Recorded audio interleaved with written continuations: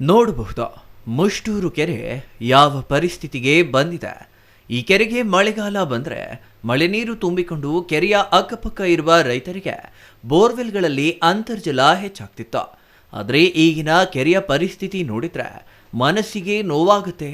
ಕೆರೆ ತುಂಬ ಜಂಡು ಬೆಳೆದುಕೊಂಡು ಕೆರೆಯೆಲ್ಲ ಹಾಳಾಗಿದೆ ಎಂದು ಸಮಾಜ ಸೇವಕ ಮುಷ್ಟೂರು ಶ್ರೀಧರ್ ಆರೋಪಿಸಿದ್ದಾರೆ. ಆಗಿನ ಪ್ರಭಾವಿ ಸಚಿವರಾಗಿದ್ದ ಡಾಕ್ಟರ್ ಕೆ ಸುಧಾಕರ್ ಅವರು ಎಚ್.ಎನ್. ವ್ಯಾಲಿ ನೀರು ತರುತ್ತೇವೆ ಎಂದಾಗ ನಾವು ಇಡೀ ಚಿಕ್ಕಬಳ್ಳಾಪುರ ಬಂದ್ಗೆ ಕರೆ ನೀಡಿದಾಗ ಹೋರಾಟಗಾರರ ಮೇಲೆ ನಡೆದುಕೊಂಡ ರೀತಿಯನ್ನ ನಾವು ಇನ್ನೂ ಮರೆತಿಲ್ಲ. ಈ ಕೆರೆಯಲ್ಲಿ ಈ ಜಂಡು ಬೆಳೆದುಕೊಂಡಿದೆ, ಇದನ್ನೆಲ್ಲ ತೆಗೆದು ಹೊರಗೆ ಹಾಕಿ ನಮ್ಮ ಕೆರೆಯನ್ನ ಮೊದಲಿನಂತೆ ಸುಂದರವಾಗಿ ಮಾಡಿಕೊಡಬೇಕೆಂದು ಆಕ್ರೋಶ ವ್ಯಕ್ತಪಡಿಸಿದ್ದಾರೆ.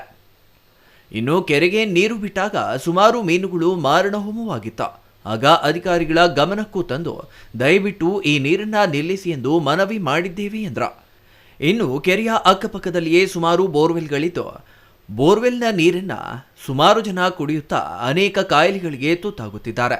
ನಮ್ಮ ಜಿಲ್ಲೆಯಲ್ಲಿ ಬೆಳೆದ ತರಕಾರಿ ಮತ್ತು ಹಣ್ಣು ಹಂಪಲುಗಳು, ಹೂಗಳು ಸಹ ಹೊರ ರಾಜ್ಯಕ್ಕೆ ನೂರಾರು ವರ್ಷಗಳಿಂದ ಹೋಗುತ್ತಿವೆ. ಆದರೆ ಈ ನೀರು ಬಂದ ಮೇಲೆ ಅದೆಲ್ಲವೂ ಕಡಿಮೆಯಾಗುತ್ತಿದೆ ಎಂದು ಆಕ್ರೋಶ ವ್ಯಕ್ತಪಡಿಸಿದ್ದಾರೆ ಸಮಾಜ ಸೇವಕ ಮುಷ್ಟೂರು ಶ್ರೀಧರ್. ಸರ್, ಇವತ್ತು ತಾವು ನೋಡ್ಬೋದು ಮುಷ್ಟೂರು ಕೆರೆ ಯಾವ ಪರಿಸ್ಥಿತಿ ಬಂದಿದೆ ಅನ್ನೋದು.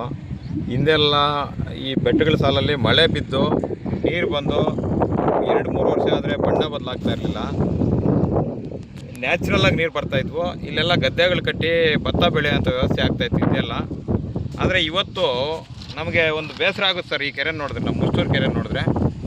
ಯಾಕೆ ಅಂದರೆ ನೋಡ್ಬೋದು ನಾವು ಎಲ್ಲ ಜೊಂಡು ಬೆಳ್ಕೊಂಡು, ಕೆರೆಯಲ್ಲಿ ಜೊಂಡು ಬೆಳ್ಕೊಂಡು ಏನು ಕಾಲಿಡೋಕ್ಕಾಗದೆ ನೀರು ಕೂಡ ಅಲ್ಲಿ ಒಂದು ಸ್ವಲ್ಪ ಕೂಡ ಕಾಣ್ತಾ ಇಲ್ಲ.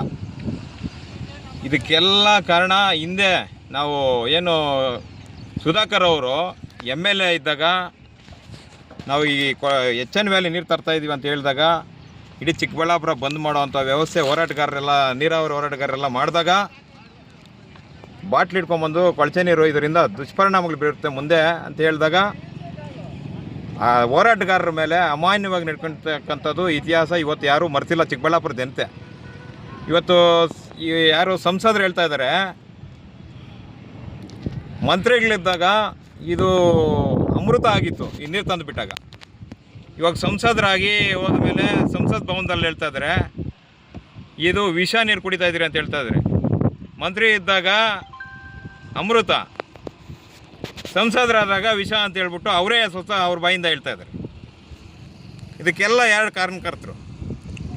ನಾವು ಹೇಳೋದಿಷ್ಟೇ, ಏನು ಇವತ್ತು ಎಚ್.ಎನ್. ವ್ಯಾಲಿ ತ್ಯಾಜ್ಯ ನೀರು ಬರ್ತಾಯಿದೆ, ಇದನ್ನು ದಯವಿಟ್ಟು ಸ್ಟಾಪ್ ಮಾಡಿ ನಮಗೆ ಯಾವುದಾದ್ರೂ ನ್ಯಾಚುರಲ್ ಆಗಿರ್ತಕ್ಕಂಥ ನೀರು, ನದಿ ನೀರನ್ನ, ಕೃಷ್ಣಾ ನದಿ ನೀರು ಇಲ್ಲ ನಮ್ಮ ಬೆಟ್ಟಗಳ ಸಾಲಿನಲ್ಲಿ ಬರ್ತಕ್ಕಂಥ ನೀರನ್ನ ಈ ಕೆರೆಗಳಿಗೆ ತುಂಬಿಸ್ಬೇಕಂತ ವ್ಯವಸ್ಥೆ ಮಾಡಬೇಕು.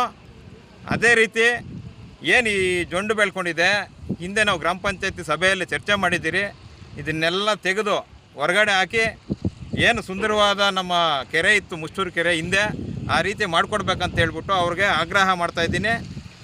ಹಿಂದೆಲ್ಲ ಏನು ಈ ಕೆರೆಗೆ ನೀರು ಬಿಟ್ಟಾಗ 2-3 ವರ್ಷ ಹಿಂದ್ಗಡೆ ಮೀನುಗಳು ಸತ್ತೋದ್ವು.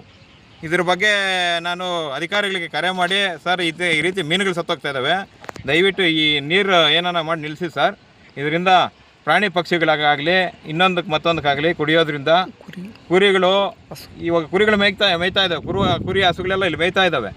ಅವು ಮೇಯೋ ಸಂದರ್ಭದಲ್ಲಿ ನೀರು ಕುಡಿತವೆ. ಯಾವ ರೀತಿ ನೀರಿದೆ ನೋಡಿ ಸರ್, ತಾವು ನೋಡ್ಬೋದು ಯಾವ ರೀತಿ ನೀರನ್ನ ಇಲ್ಲಿ ಮೇಲ್ನೋಟಕ್ಕೆ ಕಾಣಿಸ್ತಾ ಇದೆ. ಇದಕ್ಕೆ ಯಾವುದು ವರದಿ ಬೇಕಾಗಿಲ್ಲ, ಸ್ಮೆಲ್ ಬರ್ತಾ ಇದೆ ನೀರು ವಾಸನೆ. ಆ ನೀರು ಕುಡಿದಂಥ ಹಸುಗಳು, ಹಾಲು ಕರೆದಂಥ ಹಸುಗಳು ಅದರಲ್ಲಿ ವಿಷ ಆಗಿ ಪರಿವರ್ತನೆ ಆಗೋದ್ರಲ್ಲಿ ನೋ ಡೌಟೇ ಇಲ್ಲ. ಅದೇ ರೀತಿ ಏನು ಇದು ಈ ಕೆರೆನ ಅಭಿವೃದ್ಧಿಪಡಿಸಿ ನಮಗೆ ಹೆಚ್ಚಿನಾಗಿ ಈ ಭಾಗದಲ್ಲಿ ಈ ಬೆಳೆಗಳು ಬೆಳ್ಕೊಳ್ತಕ್ಕಂಥ ವ್ಯವಸ್ಥೆನ, ಶುದ್ಧವಾಗಿರೋ ನೀರನ್ನು ಬಿಡಬೇಕು. ಇವರು ಆಧುನಿಕ ಭಗೀರಥ ಅಂತ ಹೇಳ್ತಾ ಇದ್ರು, ಹೆಸರು ತಗೊಂಡಿದ್ರಿ. ಇವತ್ತನ್ನ ಮಾಡಿರೋ ಪರಿಸ್ಥಿತಿ ಯಾರು ಈ ರೀತಿ?